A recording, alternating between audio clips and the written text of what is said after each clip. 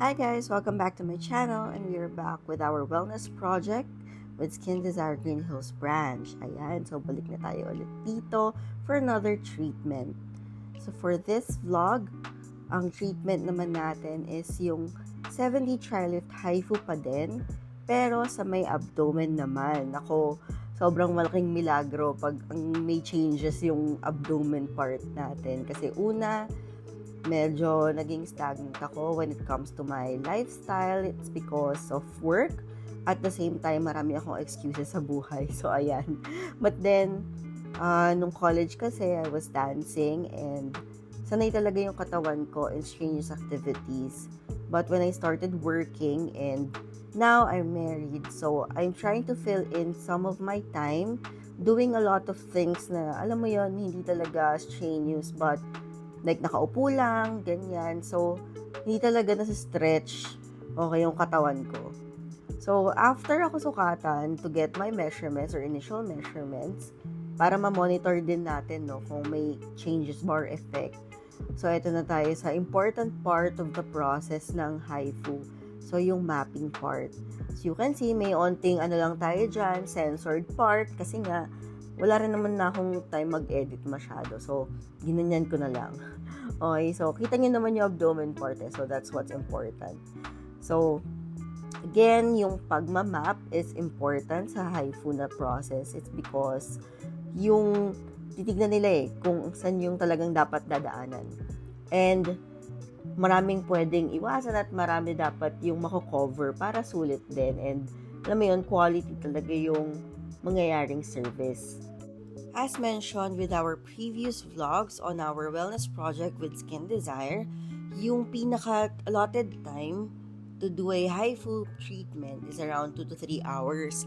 Pero for the abdomen part, around an hour or less, actually less than an hour lang siya gagawin. Why?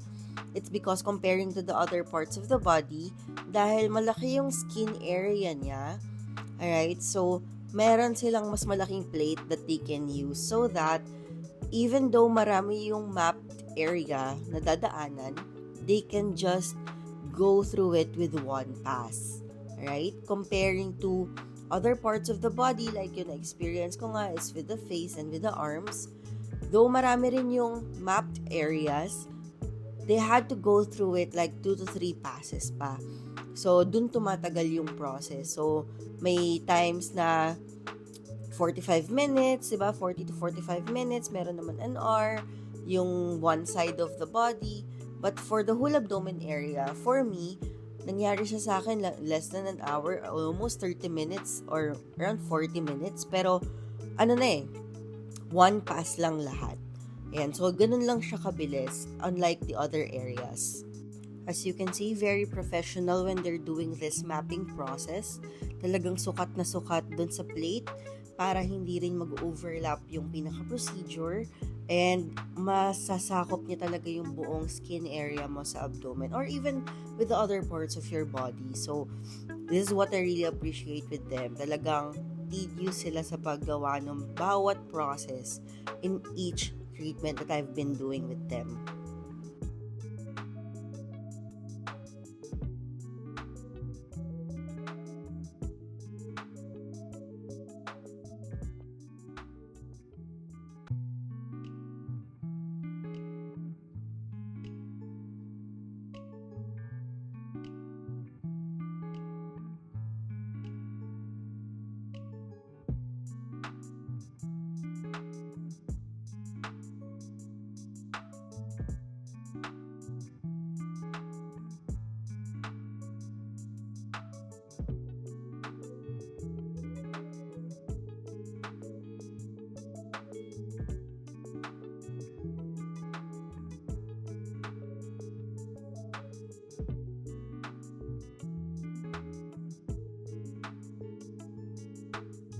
After the whole mapping process, lalagyan ka na ulit ng cold gel so that you can already commence with the treatment. So as you can see, iba na yung gamit. Parang halos same lang, pero mas malaki na yung plate ata na gamit nila or pod. I think yun yung tawag, pod for this one. So that mas malaki yung mapped area na sakop. Tapos one pass lang. So what's funny with this one is, comparing with the other treatments I've done with them, with the face and with the arms, dito talaga, hati yung feeling ko nung, pinaka-HIFU process. Kasi, sa upper parts of my abdomen, as in, wala talaga ako nararamdaman. As in, wala. As in, wala talaga. Parang wala lang, nakapatong lang sa akin, ganyan. But then, kapag pababa na siya sa may belly button area, hanggang malapit sa puson na area, grabe. Ramdam mo yung electric pulses. I guess mas manipis ba? I'm not sure. Mas manipis ba yung balat natin pagdating sa may pusod na area? I'm not really sure about it. I'm not that knowledgeable on that skin area. But that's what I felt. So, pag medyo mas ibabaw na area ng abdomen, halos wala. Wala talaga na wala akong notable pain. Tingin ko wala rin sa pain tolerance. Wala talaga nararamdaman. Pero pag pababa na, yung pain, nagkakaroon ng onting pain, pero more on the electric pulses, ramdam mo siya. Okay, so, may init. I have mentioned a lot of times kay Ate Lorna na medyo mainit yung plate, kahit dagdagan niya nung pinaka-cold gel. So, nararamdaman ko siya pag nasa belly button area. Though, hindi naman yung exactong belly button yung target, pero like, near the area, mainit yung plate. Tolerable, but mainit. Parang nakadikit ka sa, mainit na kettle, pero hindi ka naman yung sobrang napapasok. Ganon. And for the parts, naramdam ko talaga yung electric pulses. What's even funnier is that, alam niyo yung reflexes ko sa paa. Uncontrollably. Gumagalaw yung paa ko. Parang nag-jerk yung pinaka-paa ko, yung leg ko. Funny kasi pag right side siya sa right side ng lower na abdomen area, yung HIFU area na pinapas na, gumagalaw kusa yung paa ko. So, I had to stop my other leg. I have to stop. Kunyari, my right leg is moving involuntarily because of the reflexes. I have to stop it with my left leg. Sobrang nakakatawa. So, sometimes natatawa ako kasi biglang nag-jerk yung paa ko. So, yun. I thought makakatulog ako dun sa abdomen na HIFU kasi nga sa ibabaw na abdomen or sa taas na abdomen wala akong nararamdaman eh. So, I was actually preparing myself to sleep. Kaso nung pababa na siya, una, I felt some hot na feeling. At the same time, medyo may onting pain because of the electric pulses. And then third, biglang gumagalaw yung paa ko. So, overall, hindi rin ako nakatulog sa process. May times na I was mentioning na medyo mainit, pero go lang, kasi tolerable naman. And then, may mga times talagang sasabi ko, ate, wait, ang sakit. Pero tuloy lang, kasi, tolerable yung pain. Alam mo lang talaga na parang may kuryente. And then, third part of the experience is, natatawa ako kasi nga, gumagalaw ko sa yung paa ko. And natatawa rin sa akin si Ate Lorna kasi, ayan, tinitignan niya minsan yung paa ko kasi nga, biglang gumagalaw. So, kasi nag-jerk talaga siya. Alam mo yung sa tuhod mo, yung pag pinukpok ng doktor, yung pinukpok, yung pag tinap ng doktor yung tuhod mo to check on your reflexes, biglang mag-jerk yung paa mo. Ganon yung nangyayari sa akin. So, that's what I felt.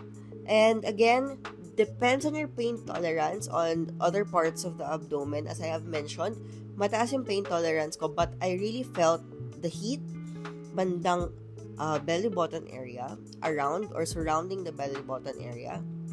And I also felt notable pain, tolerable pain, and electric pulses. Again, yung areas na surrounding the belly button area. So, again, hindi naman talaga nila i-target yung belly button mo mismo, but then the surrounding skin, oo, matatamaan siya. So, yun, ganun yung pinaka-feeling ko dyan. And same with the other HIFU na areas done. Notable results, siguro mga 30 days. And the treatment intervals will also be 2 to 3 months interval. So, hindi siya yung anytime na you want to do it. Hindi siya ganon. So, mag-e-effect pa rin naman siya. So, I'm excited to see how it will also affect me the following day or the succeeding days to come. But then, I'm happy to do this with Skin Desire Green Hills branch kasi nga, it's something that it's really new for me. And I really hope it could help me regain some, confidence. At the same time, yung onting trim lang when it comes to our body. Yon. So, again, the skin area, it depends kung gaano kalaki yung skin area. So, ganun karami yung mapped areas nila. Dito na feel ko medyo matagal. Kahit overall, mas mabilis pala talaga siya compared to the previous treatments. Pero medyo natagalan ako onti kasi ang daming dinahanan. So, obviously, medyo malaki yung skin area natin dyan, di ba, mga ate ko? So, yon. Pero what's good is one pass lang siya. Yun lang naman ang maganda kasi yun yung pinaka-effect niya. Mas malakas yung effect niya kasi it has a bigger plate or pod used and yun, kahit one pass lang, malaki na yung effect niya sa'yo.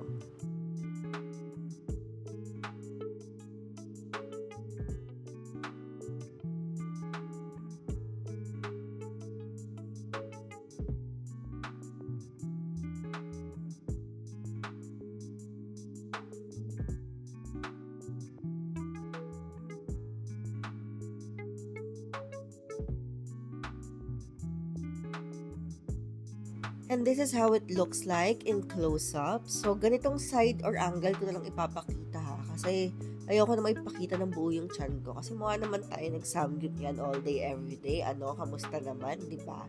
So, important lang that you see how it goes. And, ayan yung may mapped areas. Nakikita nyo yung mga squares or rectangle area. So, si ate, Lorna, nalalagay niya dun yung machine or targeted na siya doon. And then, once it clicked, it will be sending electric pulses to that area.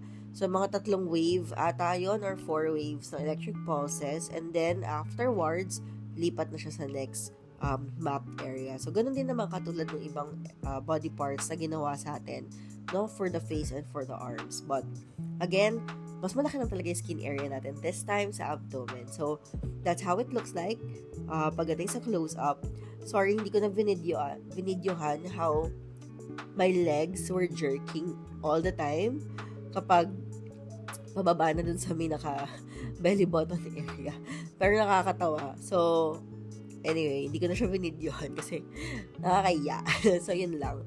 So, ayan. So, may gel nga na nilalagay and afterwards yun naman, kasama na rin kasi sa oras na ng procedure is yung pag-clean nung pinaka-area. Kasi tatanggalin nila yung gel, tapos, tatanggalin din nila yung map na pencil liner.